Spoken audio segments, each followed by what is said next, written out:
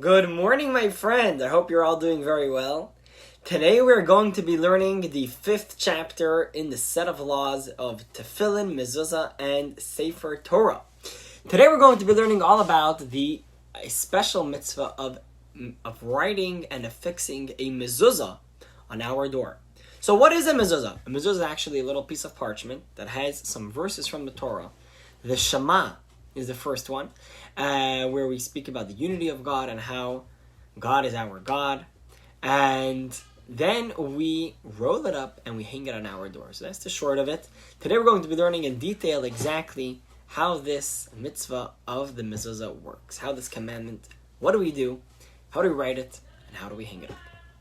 So the Rambam begins by telling us that, first of all, there are 2 portions from the Torah in the Mezuzah scroll. The first portion is the portion of the Shema, as we mentioned, which is the verse of Hear, O Israel, the Lord is our God, the Lord is one, and continuing how we should love God with all our heart, might, and soul. The second verse, the second chapter, is the chapter which begins V'haya im shamoa, that when you will listen to God, and God will give us everything that we need, and will give us many blessings. And then it talks about over there, as it talks about in the first chapter of the Shema, it talks about the actual commandment of putting up a mezuzah, as it says, you shall affix them upon your doorways and your gates.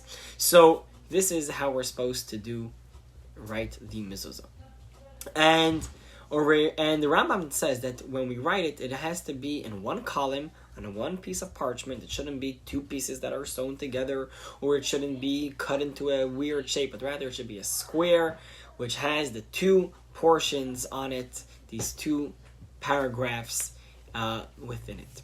And you shouldn't just, and even if you have in a Torah scroll, which actually has these portions in there, you can't just go and cut out that portion from the Torah scroll, but rather it has to be written specifically for the Torah, for the mezuzah.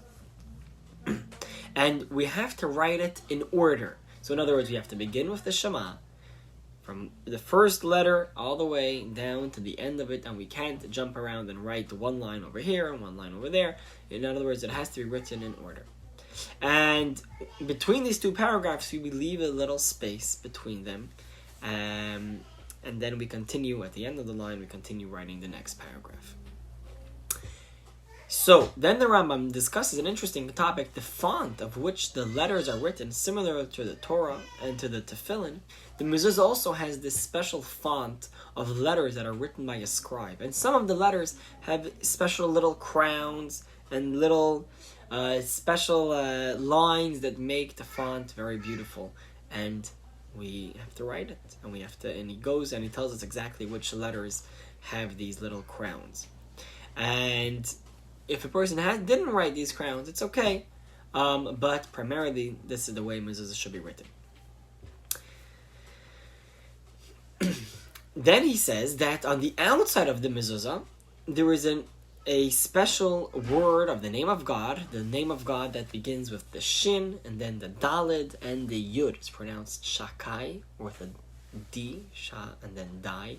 And we write this on the outside of the mezuzah. And we roll up the scroll from the end to the beginning, and then you have the scroll standing with the name of God on the front of it, and we hang it up on our door. But we shouldn't add any other words or any names of any angels or anything like that. We just have those words because these are the words of God, talking about God's unity and how we serve God and our love. And this is what the mezuzah is all about. And there are some people who write all different types of things on the mezuzah.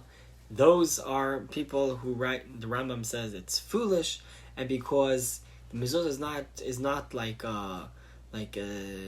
it's not they translated over here a talisman. I'm not even sure what that means, but in other words, people who are using it for their own pleasure, for their own benefits, but rather it is a mitzvah that God commanded us to hang on our doors. And there are 22 lines in this scroll of the mezuzah. So every line is written out, and there are 22 lines in total, with the last two words on the 22nd line. And when we hang it up, we should put it into a little case, into something, a certain tube. It can be made out of any material. There are actually many nice, beautiful cases out there, but that's just, it's extra. The main part of the mezuzah is the actual scroll. The case is nice and it adds in the beauty, but the main part is the scroll. But then you put it into this tube, into a case, and then you hang it up onto the doorway. And you can either hang it up, either you can connect it with nails or with double-sided tape is what's quite common today. And you hang it up onto the doorway. Before we hang it up, we make a special blessing. We say, "Blessed are you, God, who has commanded us to affix a mezuzah." And we make the blessing when we actually hang it up, not when the scribe writes it, because when it's written, it is not, you have not actually done any mitzvah. The mitzvah is only done, the commandment is being done when it is hung up on our doorway. So, if a person puts the mezuzah on a pole, which is near the doorway, or if he puts it on the wall after the doorway, so then this is not the mitzvah. Actually, it has to be on the actual doorway within it. And so to also, you can't put the mezuzah in and then build the doorway around it, but rather you have to first put the doorway, then put the mezuzah into its place. How often do we have to check our mezuzah? In other words, it's written by ink on parchment, so with time it can sometimes ink might get humid or hot or cold. Letters can crack or drip. So the Rambam says that if on a personal, private property, should be checked twice in 7 years, at least twice in 7 years. It's actually accustomed to do it once a year, but that's in general. And if it's a communal mezuzah, which is affixed into its place in the wall, once in 50 years is enough. And everyone is commanded in this mitzvah. Doesn't matter who it is, man, woman, child. Everyone should be doing this mitzvah. And we educate children to put mezuzahs on their rooms, in their house, and we teach children to kiss the mezuzah, and so on. When a person is living outside of Israel, so if a person rents a house or buys a house, they have up till 30 days to put the mezuzahs onto their house.